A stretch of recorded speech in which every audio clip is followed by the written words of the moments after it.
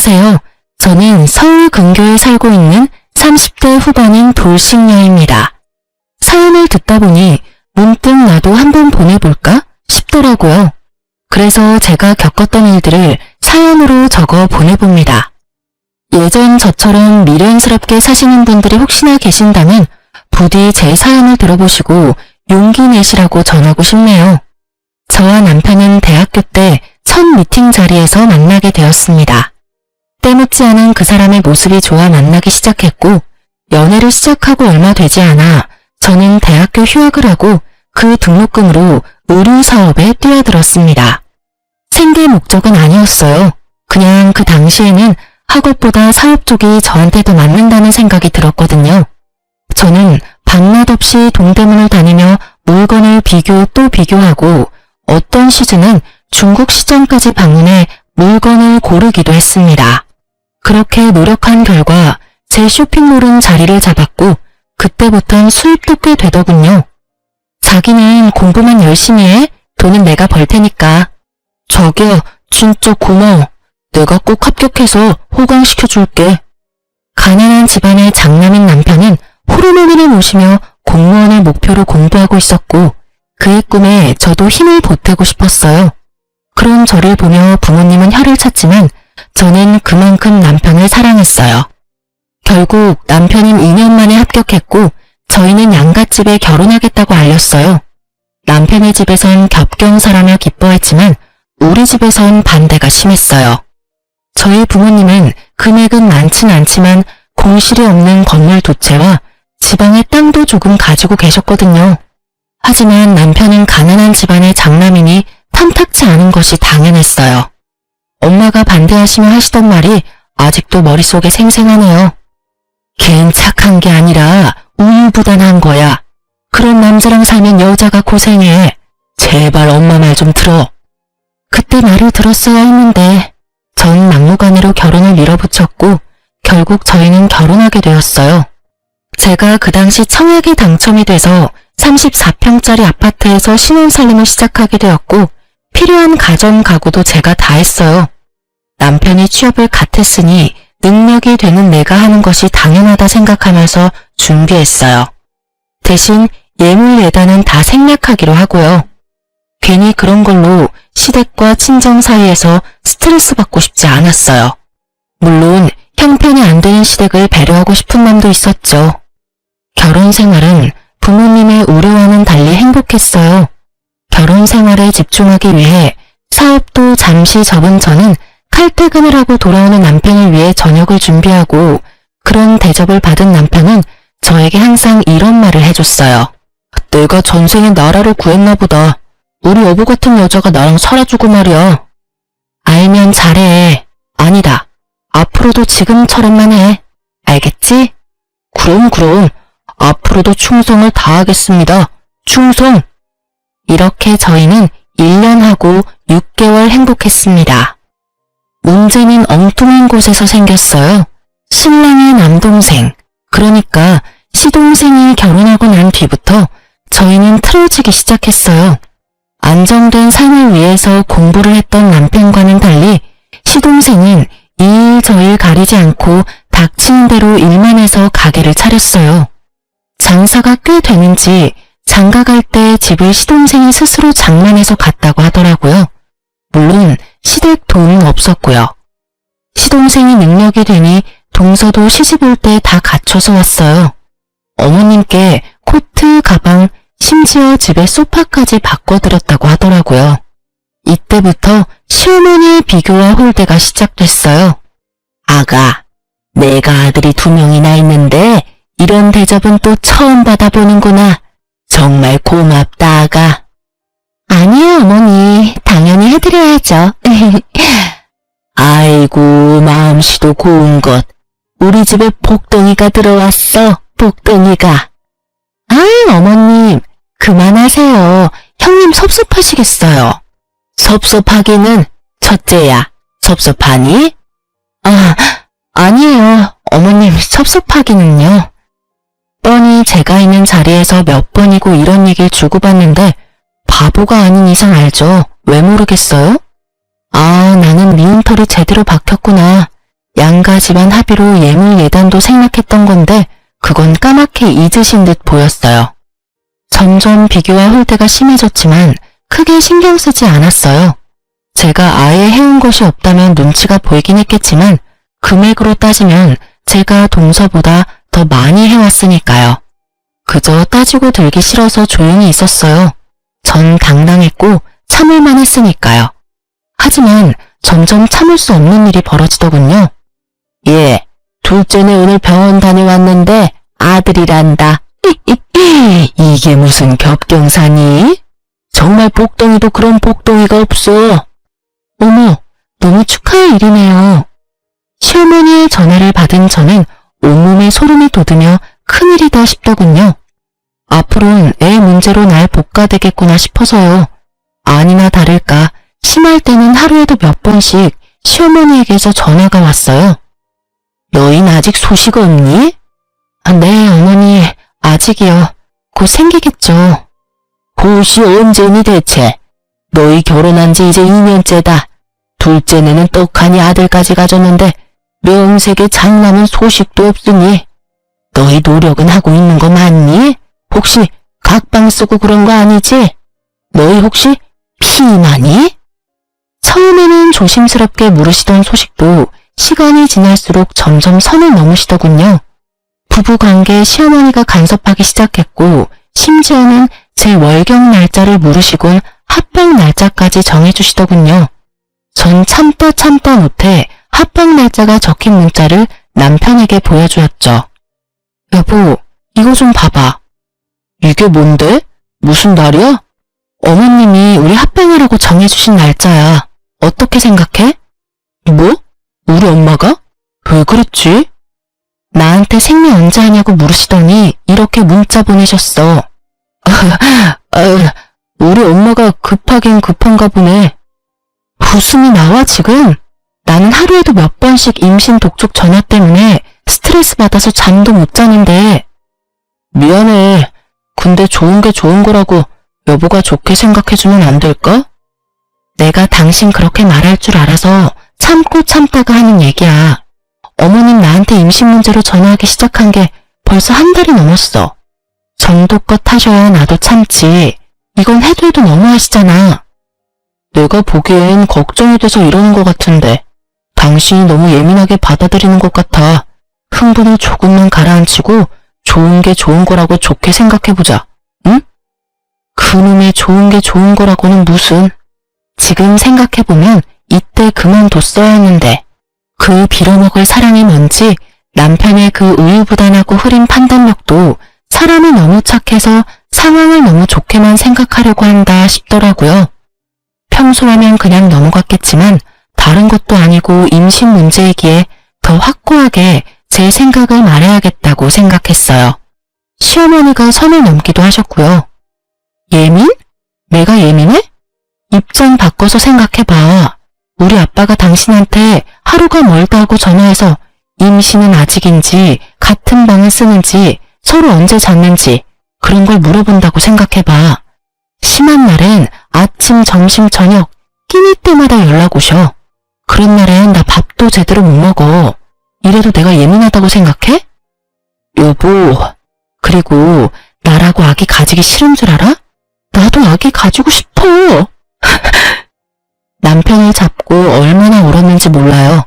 그간의 서러움이 한 번에 밀려오면서 진짜 어린아이처럼 울었어요. 난 엄마가 당신한테 이렇게까지 하는 줄 꿈에도 몰랐어. 미안해. 내가 더 신경 썼어야 했는데 내가 어떻게 할까? 어떻게 하면 될까? 아, 당신이 말했던 병원이라도 갈까? 가자. 그까지 검사 받는 거 뭐가 대수라고. 내일 연차 쓸 테니까 당장 가보자. 정말? 당신 싫다고 했잖아. 당신이 이렇게 우는데 내가 싫은 게 대수야? 가보자. 가면 되지. 그리고 엄마한테도 내가 당장 전화할게. 그냥 하는 말이 아니었어요. 제가 보는 앞에서 시어머니께 전화를 걸더니 내일 병원 가기로 했으니 앞으로 임신 문제로 연락하지 말아달라고 아주 단호하게 말하고 전화를 끊어버리더라고요. 전 평소와 달리 확실히 내 편을 들어주는 남편의 모습에 화가 좀 풀렸어요. 그렇게 다음날 검사를 받았어요. 아무래도 자연 임신을 기대하기가 좀 힘드실 것 같습니다. 생각지도 못한 결과에 저는 충격을 받았지만 저보다 더 큰 충격을 받아 금방이라도 울 것 같은 표정의 남편을 보니 어떤 말도 나오지 않더라고요. 집으로 어떻게 돌아왔는지 기억도 나지 않았어요. 그냥 정신을 차려보니 거실 바닥에 우리 두 사람이 꼭 안고 울고 있었어요. 여보, 괜찮아. 부모님께는 죄송하지만 우리 둘이 행복하게 잘 살자. 요새는 일부러도 안 낳는다잖아. 그렇게 좋게 생각하자. 그렇게 말해줘서 고마워, 여보. 다시 한번 느끼지만 당신 참 멋지고 좋은 여자야. 아니야. 당신이 멋지고 좋은 사람이니까 나도 그렇게 닮아가는 거야. 우리 행복하게 잘 살자. 그렇게 저흰 부모님께는 비밀로 하고 우리만의 행복을 위해 잘 살자고 서로를 위로했습니다. 남편의 전화 때문인지 시어머니에게서 더 이상 전화도 오지 않고 나름 평화로운 날을 보내고 있었어요. 며칠째 기운 없는 남편을 위해 선물이나 사줄까 하는 생각에 휴대폰으로 검색을 하고 있었죠. 그때 시어머니께 문자가 왔어요. 아가, 내가 급해서 그러는데 1,000만 원만 좀 빌릴 수 있을까? 너무 급해서 그래. 순간 멍하더라고요. 100만 원도 아니고 1,000만 원이라니. 혹시나 보이스피싱이 아닐까 하는 생각에 전화를 걸었어요. 아가, 문자 봤니? 네, 어머님. 혹시 무슨 일 있으신 건 아니죠? 그런 건 아니고 급하게 필요한 일이 있어서 그래. 혹시 누구한테 연락을 받았다거나 협박을 받았다거나 제가 걱정이 돼서 그래요. 얘가 사람을 세상 물정 모르는 노인네로 하는 것도 아니고 내가 보이스피싱이나 당할 사람으로 보이니? 빌려주기 싫으면 싫다고 말하려무나 쉔이 바보로 만들지 말고. 에이, 어머님은 참 혹시나 해서 여쭤봤어요. 요즘 세상이 너무 흉흉하잖아요. 어머님 계좌로 보내드리면 되죠? 그럼 내 계좌로 보내주면 되지. 네, 어머님 지금 보낼게요. 확인해보세요. 금액이 너무 커서 부담스럽긴 했지만 며칠 전 적금 탄 것도 있고 해서 빌려드렸어요. 임신 문제도 좀 걸리기도 했고요. 고맙다는 말 한마디 듣진 못했지만 많이 급하셔서 인사도 잊으셨나 보다 했어요. 물론 남편에게도 따로 말을 하지 않았어요. 굳이 숨길 일도 아니지만 그렇다고 먼저 말을 꺼내기도 좀 그랬어요. 괜히 생색내는 것처럼 들릴까 봐서요. 그러던 어느 날 시어머니가 오랜만에 연락을 주셨더라고요. 저는 벌써 돈이 생기셨나? 의아했어요. 네, 어머님. 예, 둘째가 글쎄 입덧이 심해서 아무것도 못 먹고 있다지 뭐야. 그래서 말인데 너 장 좀 봐서 둘째 내로 좀 와. 와서 나랑 같이 음식 좀 하자. 온 김에 오랜만에 얼굴도 보고 밥도 같이 먹고 얼마나 좋아? 둘째네 어딘지 알지? 그럼 바로 장 봐서 오려무나. 어머님? 어머님! 전 그렇게 끊어진 전화를 보며 황당함에 웃음이 나더군요. 빌려드린 돈 얘기는커녕 장을 봐서 오라니. 저를 파출부라고 여기는 기분이 들었어요. 이런 걸 보고 일종의 가스라이팅이라고 할까요? 워낙 좋은 게 좋은 거라는 남편의 말을 듣고 살다 보니 어느새 저도 그렇게 살고 있더라고요. 호구되는 줄도 모르고요. 어쨌든 저는 출산 경험이 있는 친구들에게 전화를 돌려 입덧에 좋은 음식을 묻고 물어 되는 대로 다 사들고 동서내로 갔습니다. 낑낑대며 양손 가득 자신이 먹을 먹거리를 사들고 온 저를 보고 동서는 달려와서 돕기는커녕 소파에 떡하니 앉아 고개만 까딱거리며 인사를 하더군요. 형님, 오셨어요? 어머님은? 화장실 가셨어요. 여전히 앉아서 대답만 하는 동서를 보며 당장이라도 장봐온 것을 다 내팽개치고 한바탕 하고 싶었지만 뱃속의 아기를 생각하며 간신히 화를 눌렀어요. 얼마나 이를 꽉 깨물었는지 턱이 다 아래오더군요. 속으론 참을 인을 되내며 사온 재료를 주방에 두고 거실로 나왔어요.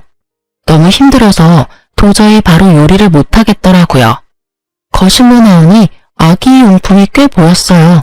아기자기한 것이 저도 모르게 시선이 가더라고요.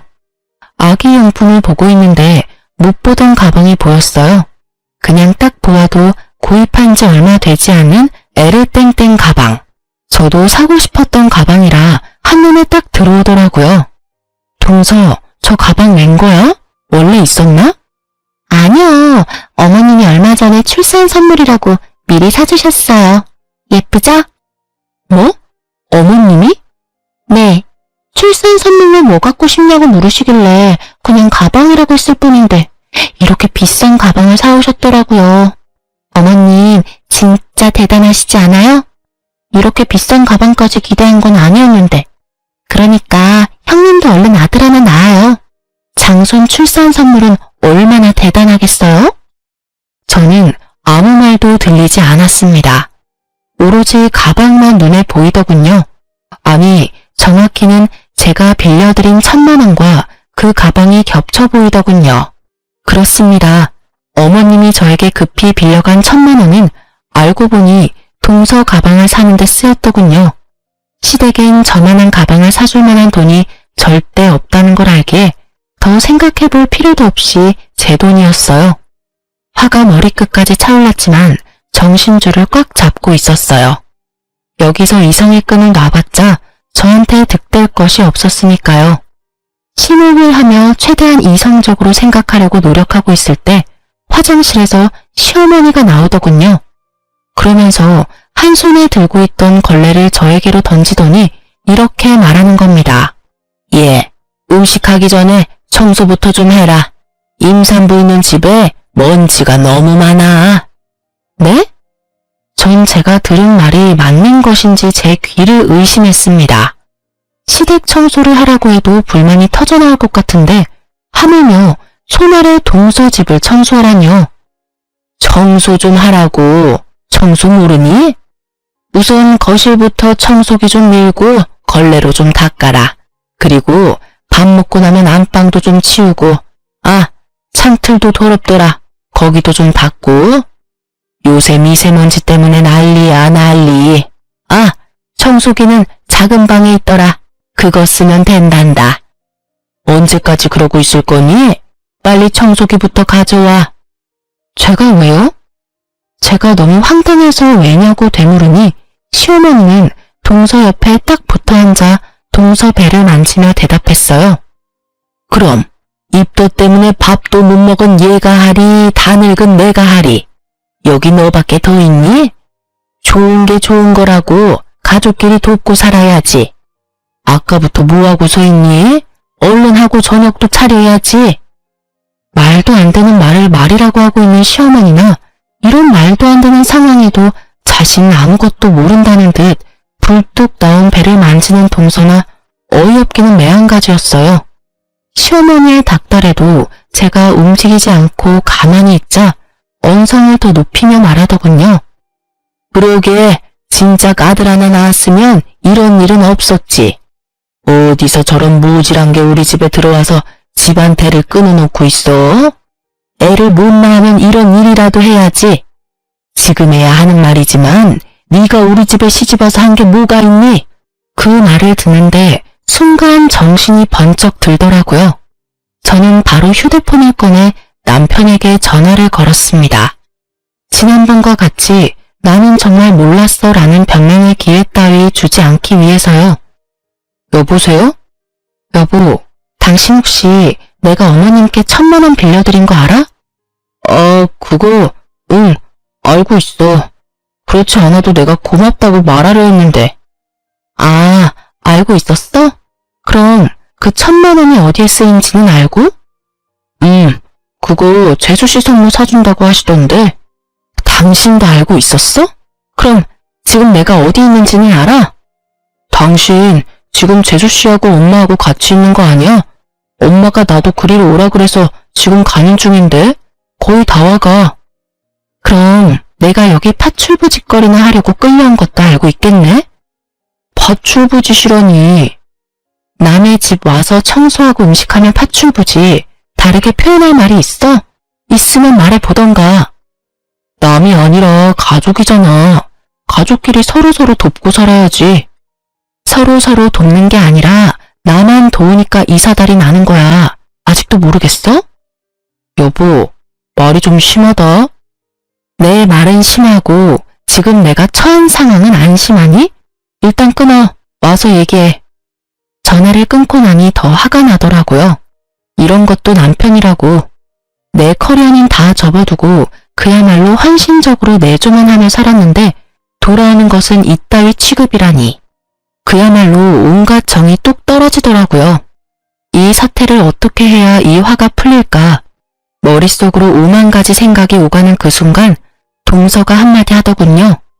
형님, 지금 어머님 앞에서 무슨 짓이에요? 짓? 저는 그야말로 이성의 끈이 끊기는 소리가 들리며 오히려 정신이 맑아졌어요. 전 바로 제 발밑에 던져진 걸레를 집어들고 동서의 얼굴로 냅다 던져버렸습니다. 야, 너 임신한 게 유세냐? 입덧해서 밥 못 먹고 청소를 못하면 친정엄마를 부르던지. 그것도 안 되면 돈 주고 사람을 부르면 될 일이지 어디 사람을 오라가라 해? 저의 말과 행동에 적잖게 놀란 동서는 걸레가 닿았던 얼굴을 닦아대며 저를 노려볼 뿐 아무 말도 못하고 있었고 시어머니는 벌떡 일어나 막말을 하기 시작하더라고요. 시집 올 때 몸뚱이 하나 가지고 와서 내 아들이 벌어다주는 돈이나 펑펑 쓰면서 놀고 먹는 그런 주제에 어디서 니까짓 게 큰 소리야? 전 치사하고 더러워서 끝까지 하고 싶지 않았던 말을 하기로 했습니다. 어쩌겠어요.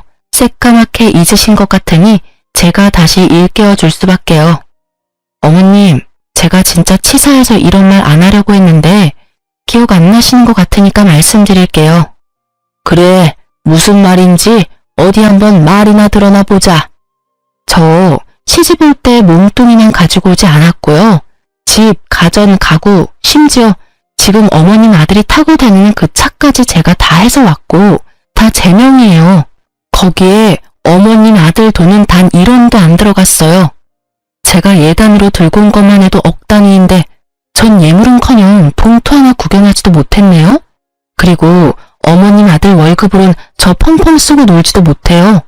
전 제가 모아뒀던 돈이랑 투자했던 돈으로 놀아요, 어머님. 그리고 그 돈으로 어머님께 1,000만 원 빌려드린 거고요. 그런데 그 돈으로 어머님은 동서 가방을 사주셨네요. 제 말에 동서는 몰랐던 사실을 알았다는 듯 놀란 눈으로 시어머니와 저를 번갈아가며 보더라고요. 그랬겠죠. 시동생이 가난한 자신의 집안 상황을 제대로 설명했을 리도 없겠죠.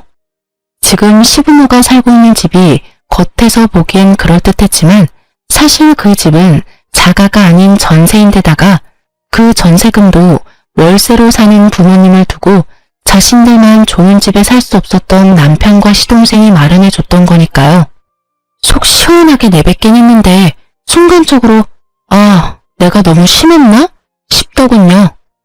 미우나 고우나 아직은 시어머니고 어른이시니까요. 하지만 그런 저의 고민을 한 방에 날려줄 말들이 시어머니 입에서 흘러나오고 있었습니다. 너 아들 하나 못 낳는 년이 성질만 나빠서는 너 그러니까 아기가 안 생기는 거야. 알아? 너같이 돈만 밝히고 못된 년은 평생 노력해도 임신은 꿈도 못 꿀 거다. 혹여 임신이 된다고 해도 그 애가 멀쩡히 잘 붙어 있겠니? 그 못된 신부에 떨어지고도 남지. 이 나쁜 년. 부모님께도 한 번도 들어본 적 없는 욕과 저주 섞인 말을 듣고 저는 생각했습니다. 사실을 밝혀야겠다고. 이런 사람에게 더는 배려할 필요가 없다고 말입니다. 아니요. 저는 충분히 아기 낳아드릴 수 있는데 어머님 아들이 고자라서 아기를 못 낳아드려요. 제가 문제가 아니라 어머니 아들이 문제라고요. 무정자증이라고 아세요? 어머님 아들이 무정자증이래요. 그렇습니다. 병원에서 저희가 들은 말은 남편이 무정자증이라 임신이 어려울 것이라는 결과였습니다. 저는 남편을 너무 사랑했기에 모든 것을 그냥 받아들였습니다. 저에겐 있지도 않은 이세보단 남편이 우선이었고 자신에게 문제가 있으니 다시 임신 얘기가 나오면 남편이 중간 역할을 잘해줄 것이라 믿었으니까요. 그래서 다 비밀로 하고 그냥 묻고 지나가려 했는데 이렇게 나오니 더는 숨길 필요가 없겠더라고요. 뭐가 어쩌고 저째? 네가 이제 하다 별 거짓말도 다 하는구나.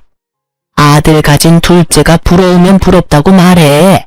잘난 것도 하나 없는 년이 어디서 거짓말이야? 못된 년, 나쁜 년, 할 말 못할 말이 따로 있지 어디서 그딴 거짓말을? 말에 반은 욕설인 그 사람을 보며 전 더 이상 어머니라 부르기도 싫어졌네요. 그래서 더 눈을 똑바로 뜨고 말했어요. 아줌마, 그럼 잘난 동서랑 평생 사세요. 네? 이 잘난 것 하나 없는 년은 이만 사라질 테니까요.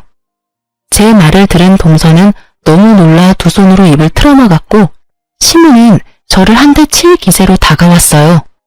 저는 때릴 테면 때려보라는 심보로 가만히 서 있었고요. 그런데 갑자기 시무가 바닥에 주저앉아 대성통곡을 하는 것이 아니겠어요. 저를 잡아 죽일 듯하던 기세는 온데간데 없고요. 저는 당황스러워 바닥에 주저앉은 시무를 보고 있었어요. 그 순간 제 뒤에서 목소리가 들려오더라고요. 이게 다 무슨 일이야? 엄마 왜 울어? 그래요. 남편이 어느새 제 뒤에 서 있더군요. 시무는 자기 아들이 오는 걸 보고 우는 연기를 시작하신 거였어요. 제가 아까 잠근 걸 혼자 들고 들어오느라 현관문을 열어두고 닫는다는 걸 깜빡했더라고요. 그 활짝 열린 문으로 남편은 들어왔다가 이 사단을 본 것이었어요. 당신이 뭐라고 했어? 남편의 물음에도 제가 아무 말도 안 하니 동서가 얄밉게 답했어요. 어머님이 청소 좀 도와주면 안 되겠냐고 하시니까 형님이 제 얼굴에 걸레를 막 던지고 어머님한테는 아줌마라고 하면서 소리를 막 지르시는데 저희 너무 무서웠어요. 무정자증 얘기는 빼더군요. 그건 동서도 입에 올리기 그랬던 모양이었어요. 동서의 소름 끼치는 연기가 끝나자 더 소름 끼치는 어머님의 연기가 시작되더군요. 아이고 내가 너무 오래 살았지. 오래 살았어. 청소 좀 같이 하자고 했더니 시애미를 잡아먹으려고 하지를 않나. 손아래 사람이 좋게 한마디 했다고 시애미 보는 앞에서 걸레를 집어 던지지를 않나. 그뿐이니? 감히 내가 보는 앞에서 내 아들을 쥐잡듯이 잡고. 아이고 내가 너무 오래 살았어. 내가 죽어야지.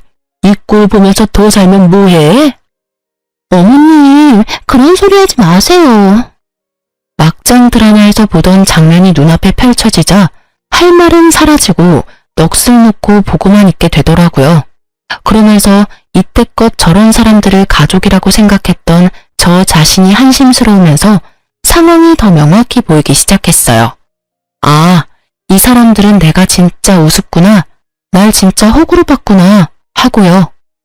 아줌마? 당신 진짜 그랬어? 실망 가득한 눈빛으로 저에게 말하는 남편을 보며 저는 신랄 같은 희망마저 사라졌어요.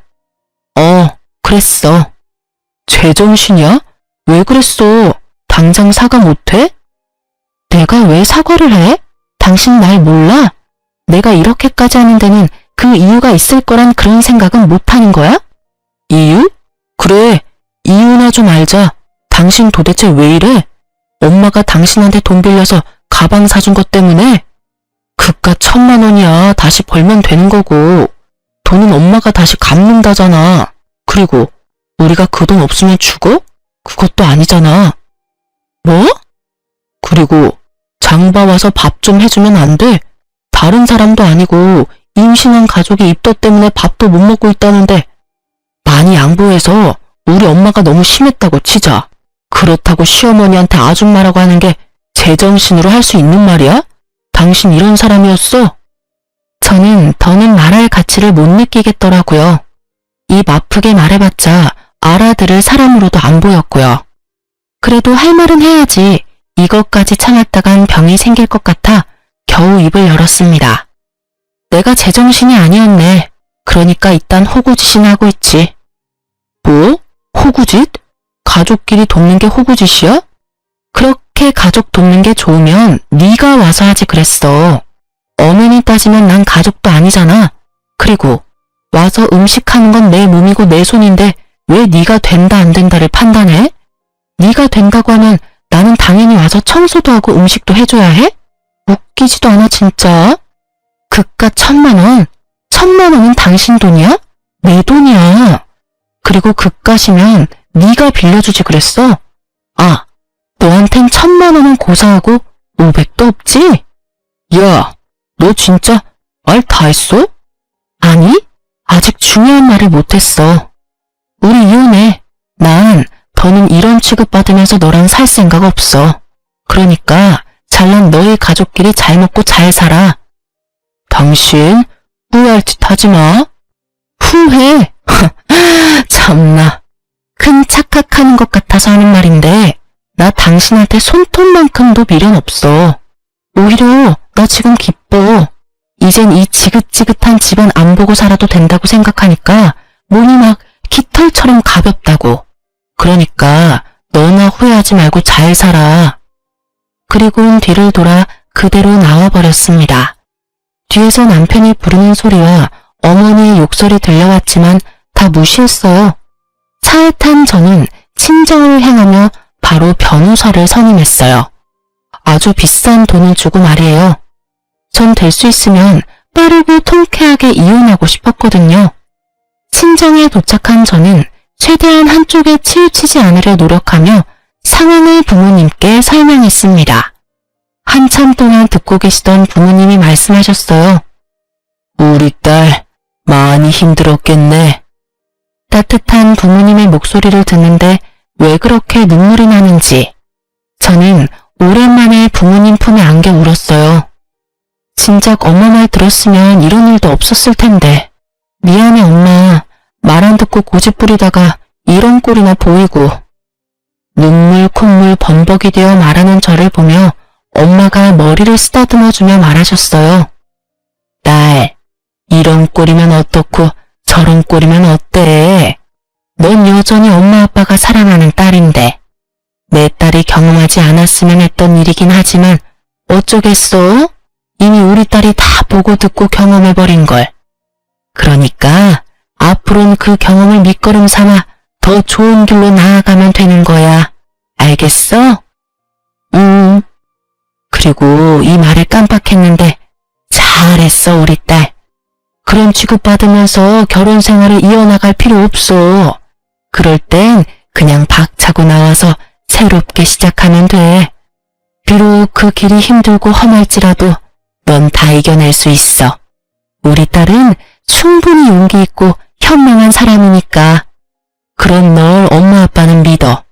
그러다 너무 힘에 부치는 날은 오늘처럼 엄마 아빠한테 와서 잠시 쉬었다가 엄마 아빠는 언제나 여기서 기다리고 있으니까. 알겠지 딸? 고마워요. 부모님을 만나보니 확실히 알겠더라고요. 저는 사랑받아 마땅한 사람이라는 것을요. 그동안 전 미련하게도 그 중요한 사실을 잊고 살았더라고요. 그간의 상처를 씻어낸 저는 변호사를 만나 상담을 진행했어요. 상담 결과 집, 차 등 제가 결혼할 때 마련했던 것은 당연히 다 제 것이고 유책 배우자는 신랑이니 위자료까지 받을 수 있다고 그러더군요.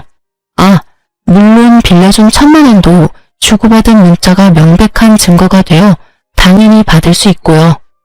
시어머니의 욕설과 저주에 가까운 바람은 증거나 증인이 없어 고소가 힘들 거라고 했어요.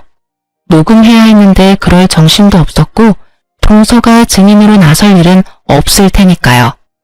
위자료가 그렇게 많진 않았는데 워낙 가진 것이 없으니 빈털터리가 될 상황에 놓인 남편과 시댁 식구들이 동시에 찾아와 싹싹 빌더군요. 여보, 내가 잠시 정신이 어떻게 됐었나 봐. 당신이 나한테 어떻게 했는데. 내가 엄마 우는 걸 보고 그냥 너무 흥분을 해서 미안해. 당신 기분부터 풀어줬어야 했는데. 그래, 아가, 내가 미안하단다. 나는 아기 걱정에 그만. 내가 너무 심했어. 사과하마. 형수님, 죄송해요. 저라도 말렸어야 했는데. 형님, 아프세요. 제가 임신 때문에 너무 예민해져 있어서 버릇없게 굴어서 죄송해요. 이미 떠난 마음은 그 어떠한 말로도 돌아오지 않더라고요. 잘못을 비는 모습도 진심으로 느껴지지 않았고요. 그저 어떻게 하면 이 지긋지긋한 상황을 끝낼 수 있을까? 이 생각뿐이었습니다. 그래서 저는 뭐 아니면 도라는 마음으로 아무것도 녹음되지 않은 휴대폰을 들이밀며 말했습니다. 당장 다들 돌아가 주세요. 그렇지 않으면 그날 어머님께서 저한테 욕하시고 심하게 말씀하신 거 이 휴대폰에 낱낱이 녹음되어 있는데 이것까지 변호사님께 제출해서 고소 진행해달라고 할 겁니다. 알겠어요? 그까짓 걸로 고소가 되는 줄 아니? 그리고 내가 욕을 언제 했다고 그래? 고소가 된다고 하더라고요. 저희 변호사님이. 그래서 하는 김에 같이 고소하려다가 그래도 살았던 정이 있어서 고소는 하지 않겠다고 했는데 제가 또 실수한 것 같네요. 어머님이 입에 담지도 못할 욕설과 모진 말들을 잊으신 걸 보니깐요. 원하신다면 한번 들어보실래요? 저도 한번 들려드리고 바로 고소 진행하죠 뭐. 저의 천연덕스러운 연기에 다들 입으로 욕은 하지 못하지만 눈빛으로는 심한 욕들을 하고 돌아가더라고요. 그렇게 저의 이혼은 빠르고 성공적으로 잘 마무리되었어요. 오래 연애를 했던 터라 이혼 후에도 남편의 얘기가 들려오더라고요. 그때 그 집 문이 활짝 열려 있어서 앞집 옆집 사람들이 싸우는 거 다 들었다더라. 너희 시댁, 아니 시댁이었던 집이랑 동서네랑 한 동네였잖아. 그 동네에 그 집 첫째 아들 무정자증이라고 소문이 쫙 돌았대. 거기에다가 그 시어머니였던 사람이 너한테 막말하면서 욕한 것도 소문이 쫙 돌아서 한동안 난리 났었어.